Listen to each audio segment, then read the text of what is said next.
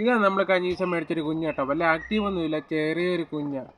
കാരണം മുമ്പൊക്കെ ജോഡി 150 രൂപയൊക്കെ ഉള്ളായിരുന്നു. ഇപ്പം ജോഡി 400-450 രൂപ ഈ ഒരു കുഞ്ഞിന്, ഈ സൈസ്.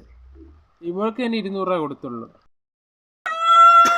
അതേപോലെ ഇവനെ കണ്ടില്ലേ, സാധാരണ അമ്പലപ്രാവിൻ്റെ ഒപ്പം കാണുന്ന ഒരു കളറാണ്. പക്ഷേ ഇത് 7 കള്ളി, അതായത് 7 നമ്മൾ പറക്കുന്ന ചിറക് കുഞ്ഞിലെ തൊട്ട് വന്നിട്ട് ഒരു ചിറക് പൊടിഞ്ഞു പോയതുള്ളൂ കേട്ടോ. ചെറുക്കനാ, വലിയ ആക്റ്റീവൊന്നും കാര്യങ്ങളൊന്നും കാണിക്കുന്നില്ല. ഒരു വെത്തേന്ന് വൈറ്റ് ചിറകാന്ന് തോന്നുന്നു. പറക്കുമ്പോൾ നല്ല ഭംഗിയാണ്. നമ്മൾ പറക്കുന്ന ചിറക് മൊത്തം ബ്ലാക്ക് ആയിട്ട് അത് മാത്രം വൈറ്റ് ആയിട്ടുണ്ടെങ്കിൽ നല്ല സെറ്റപ്പായിട്ടാണ് കാണാം. കുറേ നിൽക്കുന്ന കുഞ്ഞാണെങ്കിൽ നമുക്കിവിടെ ഉണ്ടായ കുഞ്ഞ് തന്നെയാണ്. എലി കടിച്ച് ചാകാൻ പോയിട്ട് ആദ്യം മേടിച്ച ചെറിയ കൂട്ടിലിട്ട് അവനെ സെറ്റപ്പ് ചെയ്തെടുത്തത്. അപ്പോൾ അവൻ ഇവളും ഒരമ്മയുടെ മക്കളാണ്. അതായത് നമുക്കിവിടെ തുടക്കത്തിൽ എല്ലാ പ്രാവിനെയും വിറ്റിട്ട് തിരിച്ചു വന്ന പ്രാവിൻ്റെ ഒരു കുഞ്ഞാട്ടോ ഇത്. കണ്ടോ, വഴക്കിടുന്നുണ്ടോ? മെയിൽ എത്ര ആക്റ്റീവ് ആകാത്ത കാരണം. അവനും കുഞ്ഞാ, കാലൊക്കെ ചുമപ്പ് കാണുമ്പോൾ പേറാകാനായിട്ട് ഇടിയൊക്കെ കാണിക്കും. ഇവനാണോ പെണ്ണാണോ കറക്റ്റായിട്ട് അറിയത്തില്ല. കുറേ വർഷമായിട്ട് വളർത്തുന്നുണ്ടെങ്കിലും ചില സമയത്ത് ചില പ്രാവുകളെ മെയിലും ഫീമെയിലൊക്കെ കണ്ടുപിടിക്കാൻ ഇച്ചിരി പാടാം. കാരണം പ്രാവ് വളർത്തുമ്പോൾ അധികം തീറ്റ ചിലവും കാര്യങ്ങളൊന്നും ഇല്ല. നമ്മളിപ്പോൾ ഞാൻ കൊടുക്കുന്നത് കമ്പാണ് കൊടുക്കുന്നത്. പിന്നെ നമ്മൾ ഈ പല്ലറ്റ് കൊടുക്കും, ലെയർ. അതെന്താണ് പേര് ഞാൻ മറന്നു, മിക്കവാറും ഓരോ ചാക്ക് എടുക്കുന്ന ഫിനിഷ് ഗ്രോ. ഇത് കണ്ട, ഈ ടൈപ്പ് പല്ലറ്റ് വല്ല മെച്ചമൊന്നുമില്ല. എന്നാലും ഇത് കൊടുത്താലേ നമ്മുടെ ചില കോഴികൾ മുട്ടയിടത്തുള്ളൂ. എന്തെടുക്കാനാണ്, കുറഞ്ഞ തീറ്റ. ഒരു 50 കിലോ ചാക്കിന് 1400 രൂപ.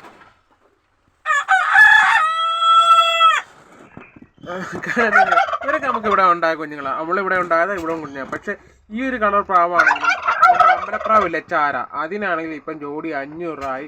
കമ്പത്ത് മുമ്പൊക്കെ 300 രൂപ 350 രൂപ നല്ല കളർ പ്രാവും ചാരപ്രാവൊക്കെ ഇറച്ചിക്കടയിൽ ഒരു 125 രൂപ ജോഡി 200 രൂപ 250 രൂപ ഇട്ടിക്കൊണ്ടിരുന്നേ. ഇപ്പം അതും 500 രൂപയായി. കാരണം പെറ്റ്സിന് എല്ലാത്തിനും നമ്മുടെ കുഞ്ഞിക്ക പിഞ്ചസൊക്കെ പണ്ട് 400 ഉള്ള ഒരു വർഷം മുമ്പ് വരെ. ഇപ്പം 800 രൂപ 1000 രൂപ കുഞ്ഞിക്ക പിഞ്ചസിന്. കാരണം ഇല്ലാതാകുന്ന കാരണത്തോളം ഓരോ സാധനത്തിന് വില കൂടിക്കൊണ്ടിരിക്കുക. പക്ഷെ നമ്മൾ കൊടുക്കാൻ ചെല്ലുമ്പം ഒന്നിനും വിലയില്ല കേട്ടോ. നമ്മുടെ ഒരു ഫ്രണ്ട് നമ്മുടെ വെള്ളട്ടറക്കിക്ക് ഇവനും കൂടി കിലോ 500 രൂപ തരാമെന്ന് പറയും. പക്ഷെ കൊടുക്കാനൊരു മടി ആയതുകൊണ്ട് തീറ്റ ചിലവ് എത്ര പോയാലും നമ്മളല്ലേ വളർത്തുന്നത്. ഇങ്ങനെ കിടക്കട്ടെ എന്ന് വെച്ച് ഇങ്ങനെ നിർത്തിയിരിക്കുക ആൾക്കാർ. തുടക്കത്തിൽ നമ്മളെടുത്ത നമ്മുടെ പ്രാവാട്ട ബൂട്ടുണ്ട്. നല്ല എനിക്ക് ആക്റ്റീവായിട്ടുള്ള ഒരു ബ്രീഡിങ് സെറ്റ് ചെയ്താൽ ഒരു കംപ്ലൈൻറ്റ് ഇല്ലാത്ത. ഇവിടെ മുട്ടയിടും, എലി മുട്ട എടുത്തുകൊണ്ട് പോകും. ഇത് മുദീനയുടെ ക്രോസോ അല്ല മധുര കട്ടമൂക്കിൻ്റെയോ ഏതോ ക്രോസോ നമ്മുടെ സണ്ണിച്ചേട്ടൻ തന്നു. നമ്മുടെ ഈ കൂട്ടിൽ തന്നെ കുഞ്ഞ് വിരിഞ്ഞ ഇതിൻ്റെ പേരൻസിനെയൊക്കെ എലി പിടിച്ചോണ്ട് പോയി. 1 വർഷം മിച്ചം കേട്ടോ നമ്മുടെ കയ്യിലുള്ളത്. കാരണം അത്യാവശ്യം ഹെവി സൈസ് വളർത്താം, അല്ലെങ്കിൽ പല ടൈപ്പുണ്ട്. സൈസ് കുറവുള്ളതൊക്കെ ഉണ്ട്. ഓരോരുത്തർക്ക് ഇങ്ങനത്തെ പണ്ടത്തെ പാഴ്ചിപ്രാവിൻ്റെ കൂടെ അപ്പോൾ ആ കൂട്ടിലായി സെറ്റ് ചെയ്ത് വെച്ചിരിക്കുന്നത്. ഇവരെ 2 പേരെ മാത്രമാണ് മെയിനായിട്ട് ഞാനിങ്ങനെ അഴിച്ചു വിട്ടിരിക്കുന്നത് ഈ കൂട്ടിൽ. ഒരു 1.5 വർഷം മിച്ചം കേട്ടാ. ആൾക്കാർ ഇതുവരെയ്ക്കും മുട്ട ഇട്ടിട്ടില്ല. ഇനി മുട്ട ഇടുവോന്നും പോലും അറിയത്തില്ല. എന്നാൽ അപ്പോൾ ഒരു രസത്തിന് വേണ്ടി നമ്മൾ വളർത്തിക്കൊണ്ടിരിക്കുക ഇതുങ്ങളെ. പേര് തിരിക്കത്തൊന്നുമില്ല.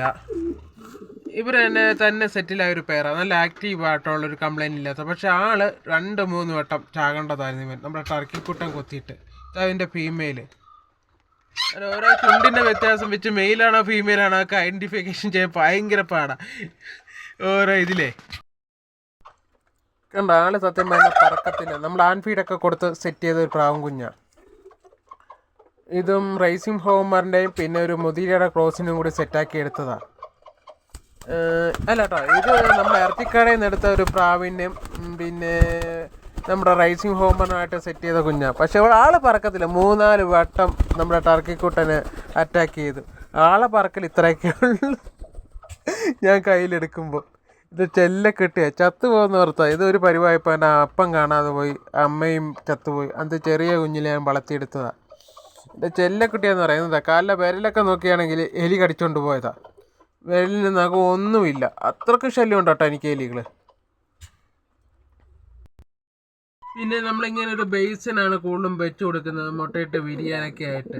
അപ്പോൾ ഈ ഒരു കൂട്ടിൽ കിടക്കുന്നവർ മാത്രം കൂട് തുറന്നു വിട്ടാണ് വളർത്തുന്നത്. പിന്നെ ഈ 2 കൂട് അടുത്ത പ്രാവിന് വേണ്ടി അടച്ചു വെച്ചിരിക്കുക കേട്ടോ. അങ്ങ് അറ്റത്ത് കൂട്ടിലുണ്ട്. ഇവരെ മാത്രമാണ് ഇപ്പം നിലവിൽ തുറന്ന് കൂട്ടി നടക്കുന്നത്. 1 വർഷത്തിന് ശേഷം ഇവർക്ക് മാത്രം കേട്ടോ കുഞ്ഞുണ്ടായിരിക്കുന്നത്. പക്ഷേ ഇവള് അടിപൊളിയായിട്ട് പറക്കുന്ന പ്രാവായിരുന്നു. തലവെട്ടോ തലയിലൊരു കടി എലിയൊക്കെ കടിച്ച് ചാവും കിടന്ന് രക്ഷപ്പെട്ട് കുറേ നാൾ വേറൊരു കൂട്ടിക്കിടത്തി നമ്മൾ വളർത്തിയത്. അപ്പം തലവെട്ടം തല തിരിയുന്ന പ്രാവിനൊന്നും കുഞ്ഞുങ്ങളുണ്ടാകത്തേന്ന് പറയും. പക്ഷെ അവൾക്കുണ്ടാകും ഓരോ ഒരു കുഞ്ഞ്, അത് 3 വട്ടം മുട്ടയിട്ട് 3 വട്ടം മുട്ട എലി എടുത്തുകൊണ്ട് പോയി. ഈ കുഞ്ഞ് മാത്രം കഷ്ടിച്ച് രക്ഷപ്പെട്ടു കേട്ടോ. ഇവന് നമ്മുടെ കൂട്ടിലുണ്ടായ ഒരു ചെറുക്കനാണ്. നമ്മൾ നേരത്തെ തൊട്ട് മുമ്പ് ഒരു കൈ എന്ന് പറഞ്ഞില്ലേ, അതിൻ്റെ ഒപ്പം വിരിഞ്ഞൊരു കുഞ്ഞാട്ടോ. അപ്പോൾ അവർക്ക് വേണ്ടി മുട്ടയിടാനായിട്ട് സെറ്റ് ചെയ്ത് വെച്ചിരിക്കുന്ന ഇത്. പിന്നെ ആഴ്ച കുറച്ച് ഇടയ്ക്കൊക്കെ കൂടെ ക്ലീൻ ചെയ്യത്തുള്ളൂ. ഇവരിങ്ങനെ കയറി ഇരിക്കുന്നതാണ് ഇങ്ങനെ പോകുന്നത്. ഇങ്ങനെ തീറ്റ ഇത് 2ക്ക് 1.5 പൊക്കെ കാണത്തുള്ളൂ. പണിച്ചിക്കൂടിന് മുമ്പ് പ്രാവിന് വേണ്ടി മുമ്പ് പണിത കൂടാ. അപ്പോൾ ഇങ്ങനെ ഒരു കട്ട വെച്ചിട്ടുണ്ട്. അപ്പോൾ നെറ്റ് ഉടഞ്ഞ കാരണം അവിടെ കയറി ഇരിക്കും. അതെ, കൊളുത്തില്ലാത്ത കാരണം അവിടെ വെള്ളപ്പാത്രം വെച്ചിട്ടുണ്ട്, മുട്ടപ്പാത്രം, ട്രെയിൽ തീറ്റപ്പാത്രം. അത് വെച്ചില്ലെങ്കിൽ അവൾ യുവത്തി കയറി മുട്ടയിടും. ആളുകൾ ഇതുണ്ട്, പക്ക ക്വാളിറ്റി ഉള്ള ഒരു പേരേ ഉള്ളൂ. പക്ഷെ ഇവനൊരു പെൻഡി ക്വാളിറ്റി ഉള്ള കാരണം പിന്നെ നമ്മുടെ ഒരു സന്തോഷത്തിന് വേണ്ടി വളർത്തുന്നതാണ്.